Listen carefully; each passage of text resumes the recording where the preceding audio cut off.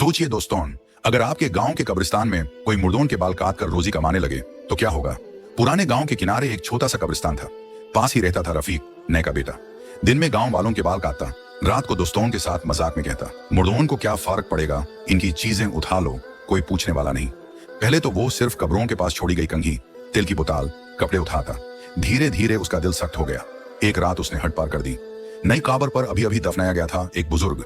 रफीक रात को छुपकर आया, टॉर्च जलाई और सोचा, इस बुजुर्ग के बाल कितने साफ हैं, अगर हल्का सा ट्रिम कर दूं तो कंघी सेठ, तेल सब मेरा।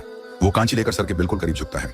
जैसी ही कांची बाल के पास आती है, उसे महसूस होता है कि बुजुर्ग के गाल पर एक छोटा सा आंसू निकल कर रुक गया।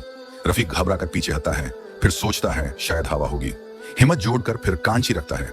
इस बार उसके कान के बिल्कुल पास से हल्की लेकिन साफ आवाज आती है, बेटा, जिंदा के बाल काट के हलाल रोजी कमा, मुर्दे के बाल के साथ अपनी कब्र का हिसाब मत मिला। रफीक का रंग उड़ जाता है, कांची हाथ से गिर जाती है। वो दौड़ता हुआ घर लौटता है। रात भर नींद नहीं आती, सिर्फ वही लफ्ज घूमते हैं। सुबह सीधा मस्जिद के इमाम के पास जाकर रो पड़ता है।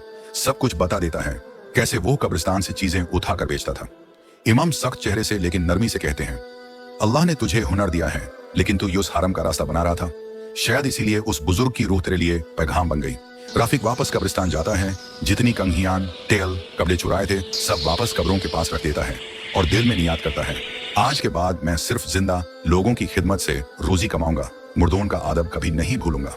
दोस्तों, मुर्दा बोलता नहीं, लेकिन उसकी कब्र का आदब हमारे ईमान का इम्तिहान होता है। जो जिंदा का हक खा जाता है, उसकी अपनी कब्र मुश्किल हो सकती है। अगर आप भी कब्र का आदब रखते हैं तो कमेंट में लिखिए इज्जत है कब्र और इस शॉर्ट को शेयर जरूर करें।